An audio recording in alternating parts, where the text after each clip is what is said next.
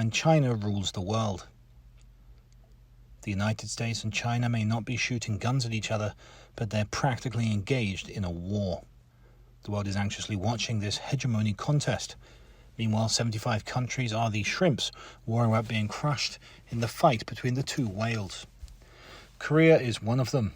As its security is tied to the United States and its economy to China, Korea must embrace both. That's not easy.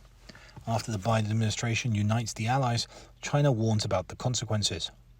The world is struggling to decide which side to stand with, but no country seems to have found a clear answer.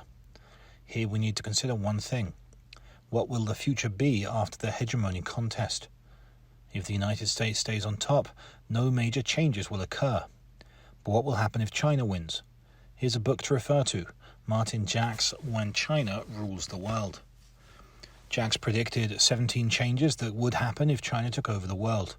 First, he predicted that world history will be Sinocentric. As the capital of the world moves from New York to Beijing, the tributary system will return to international relations. While the state becomes the center, its civil society will be less emphasized, and authoritarian rule by Confucian tradition will be presented. His predictions 10 years ago show a relatively generous view on China's emergence.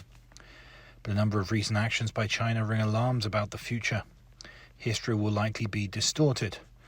China's Human Rights Commission defined the Korean War as an aggression by the US. For example, it conveniently removed North Korea's invasion. In China, famous Korean poet Yoon Dong-ju is described as a Chinese, and kimchi is advertised as Chinese food. I'm worried that China will shake Korea's national identity. A Chinese official said that a small country should follow a larger country. The 21st century version of the tributary system will surely return. Social dominance by Chinese-style authoritarianism is also worrisome.